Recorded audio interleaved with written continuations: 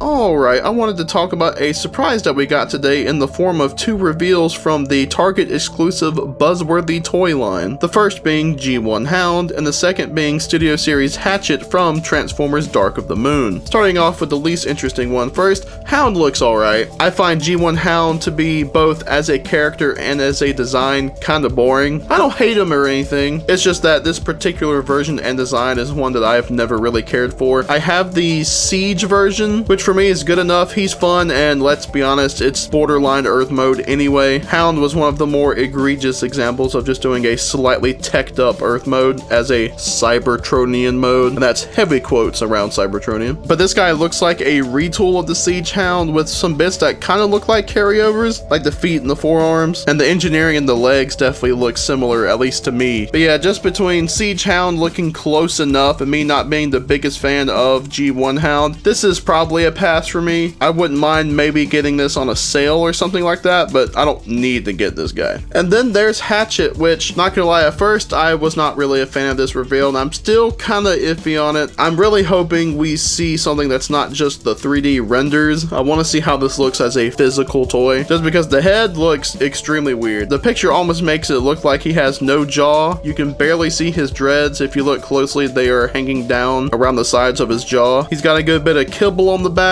and if you look closely, this just looks like another retool of the Last Night Berserker mold / Studio Series Crowbar. It really looks like they just bent this guy over, like your mom, and was like, look, it's Hatchet. I mean, granted, they did change a bit more. Obviously, it's got a new head, new front arms / legs. I don't know, man. Like, it just kind of makes me sad that the dreads have been done the way that they've been done. You know, I think that the Last Night Berserker is pretty solid. A bit fiddly, but I still think it's a good figure. I thought the Crowbar was pretty good. It's got some flaws here and there, but I still think he's a solid average figure. Then we got the repaint of Crowbar into Crankcase, which Crankcase is not just a repaint of Crowbar. And then there's this where, yeah, I know that Hatchet turns into the same vehicle as Crowbar and Crankcase. He has a completely different body type, and I don't think he shares any parts either. But yeah, it's just unfortunate because if you look at some of the kibble placement, some of the parts, and then of course that backpack, this screams to me retool. Who knows, maybe this guy will turn out very good in hand. I'm hoping he will. And like I said before, I want to see actual pictures of the toy itself, not just the render. I'm sure he will look better that way. But regardless, I'm gonna get this guy. I want to complete the trio. This is the first bigger toy that Hatchet has had, I suppose. The only thing he had before was the legend-sized one from the Dark of the Moon line. And some speculation I've seen is that the Buzzworthy line is how Bayverse is going to be coming out next year, because from what we've seen of leaks, a whole lot of next year seems to be focused around the Rise of the Beasts movie and the War for Cybertron Studio Series figures. So maybe this will be how some new stuff comes out, because this has kind of happened before, like when the SS-74 Revenge of the Fallen Bumblebee came out first in Buzzworthy and then later in Studio Series proper. Who knows, it would be kind of cool because it does make me a little sad that we might not see a whole lot of base stuff next year. But tell me, what do you guys think? What do you think of Hound? What do you think of Hatchet? Do you think that the Buzzworthy line might be a way to get more base stuff out next year? Let me know down in the comments. As always, I want to give a big thanks to everyone for watching, and have a good one.